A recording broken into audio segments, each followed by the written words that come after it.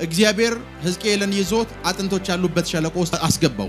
ሸለቆ የሞቱ አጽሞች ብቻ ያሉበት ሸለቆ ነው። እግዚአብሔር መጣና ሕዝቅኤልን እንደዚህ ያለው እነዚህ አጥንቶች በሕይወት ይኖራሉ ወይ ብሎ ጠየቀው። ከዛ ሕዝቅኤል ግራ ገባው። በሕይወት ይኖራሉ ለማለት እምነት አጣ። አይኖርም እንዳይል ደግሞ የጠየቀው እግዚአብሔር ነው። ጌታ ሆይ አንተ ታውቃለህ አለው። በእነዚህ አጥንቶች ላይ ትንቢት ተናገርባቸው። እግዚአብሔር ሆይ የኔ ቢዝነስ ደርቋል ብትሉት ትንቢት ተናገርባቸው። እግዚአብሔር የሞተ ነገር ይዣለሁ ብላችሁ እንድታለቅሱ አይፈልግም። የሚፈልገው ነገር አንድ ነው፣ የሞተው ነገር ላይ ትንቢት እንድትናገሩ። ለዛ ነው ሕዝቅኤል የጠበቀው ምን መሰላችሁ? እግዚአብሔር የሆነ ነገር አጥንቶችን ያደርጋል ብሎ ሲጠብቅ እግዚአብሔር እንደዚህ አለው፣ ሕዝቅኤል አለው እኔ የምጠብቀው አንተን ነው። የሞተ ነገር ይዘህ አታልቅስ፣ አሁን ትንቢት ተናገራል። የሞተ ነገር አላችሁ፣ ብዙ ነገሮቻችሁ ሙተዋል። እግዚአብሔር እንደዚህ ነው ቀጣይ እናንተን የሚለው ትንቢት ተናገርባቸው። እነዚህ አጥንቶች ሙተዋል፣ ደርቀዋል፣ ብዙ ነገር ሆነዋል። ሕዝቅኤል ሁለት አማራጭ አለው። ሙተዋል ብሎ ማልቀስ ይችላል። እግዚአብሔር ግን እንደዚህ አለ፣ ሕዝቅኤል አለ እነዚህ አጥንቶች ላይ ትንቢት ተናገርባቸው። አጥንቶቹ ለመነሳት የሚጠብቁት አሉ አንተ ትንቢት እስክትናገር ነው። አንተ ትንቢት ከተናገር ጅማት ይገባባቸዋል፣ ቅልጥም ይገባባቸዋል። አጥንቶቹ ትልቅ ሰራዊት ሆነው ይነሳሉ።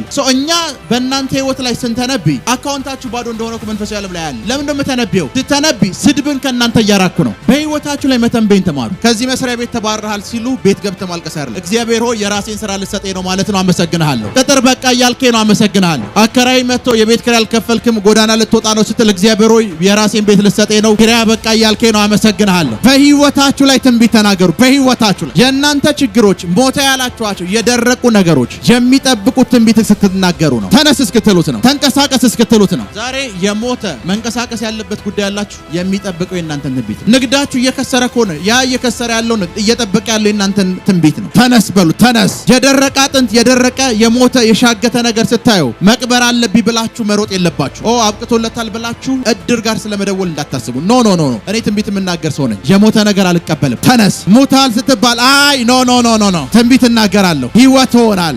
ትንቢት እናገራለሁ። ባለጠግነት ይሆናል። ትንቢት እናገራለሁ። መትረፍረፍ ይሆናል።